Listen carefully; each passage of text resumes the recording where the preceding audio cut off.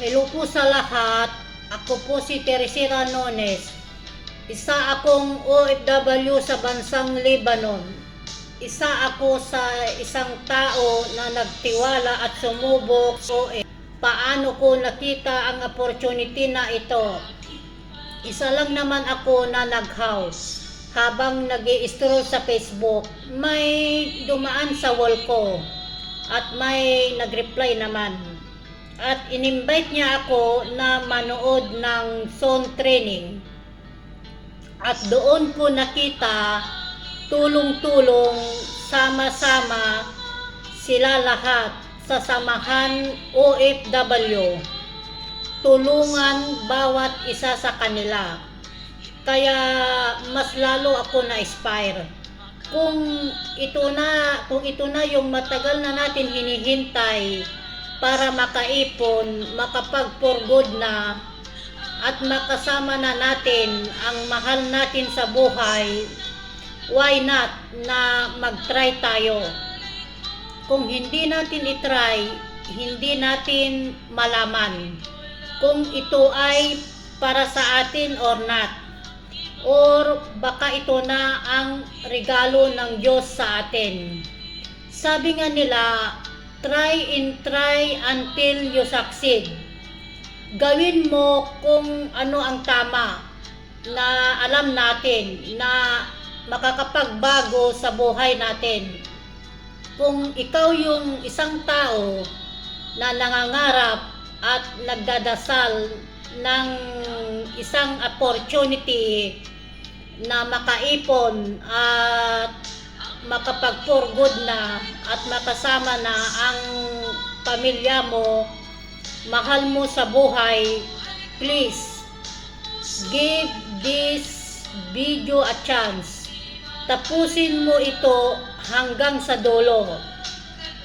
In the long run, 1 year from now, isa ka sa isang tao na magsasabi sa akin, buti na lang tinapos ko yung video na yon.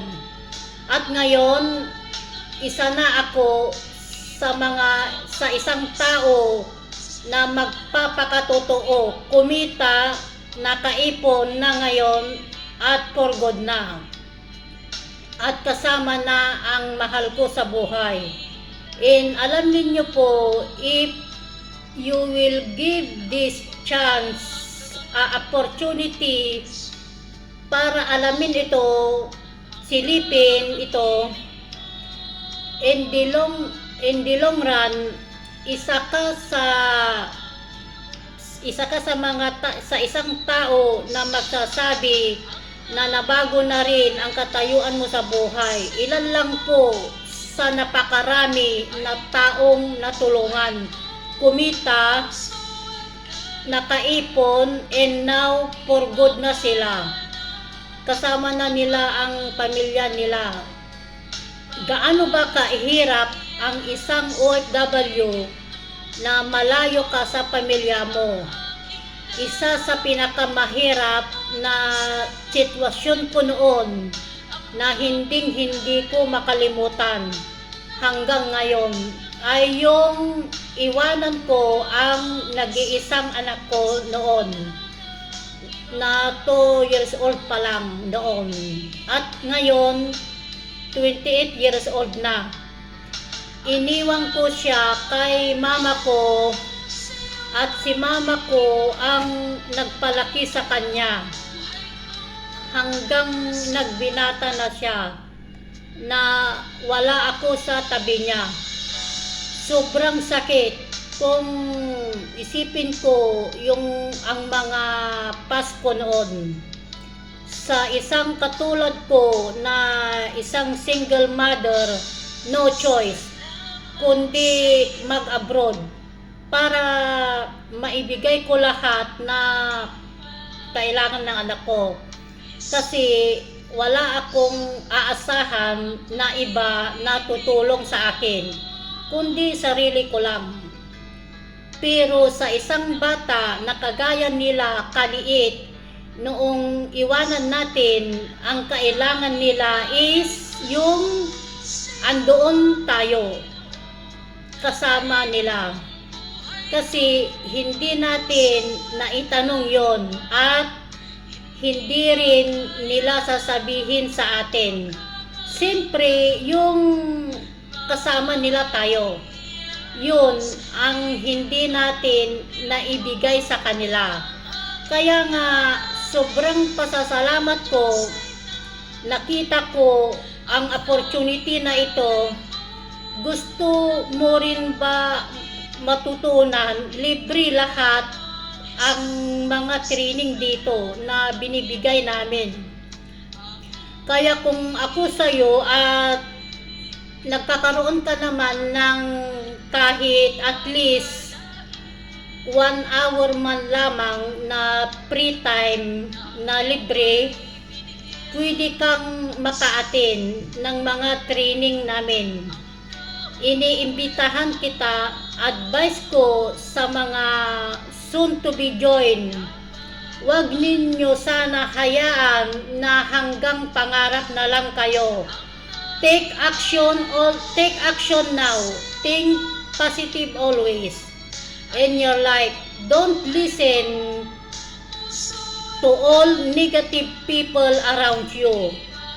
And always pray. Never forget God. I-grab na ninyo ang opportunity na ito. Let's make our dream come true, kabayan. Grab this opportunity and come home to your family for good. There's a price to be paid to be successful. Huwag hayaan na si pare ay lumipat sa bahay ni Mari. Huwag hayaan na si Mari ay lumipat sa bahay ni pare.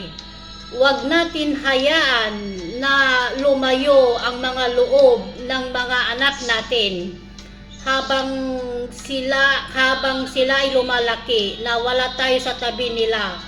Hindi na mamalayan, binata, dalaga na sila. Bilang isang OFW, ito ang pinakamasakit na mangyari sa atin. Madami sa atin, mga OFW, pag alis natin, papuntang abroad, buo ang pamilya na iniwan natin. Pag uwi sa Pinas, hindi na buo ang pamilya na iniwan natin. Wasak na ito. Dumaan ako sa mga madaming pagsubok sa buhay ko. Madaming rejection sa paligid ko. Pero nagtuloy-tuloy lang ako dahil mayroon akong bigway. Yung makawala na dito sa abroad na OFW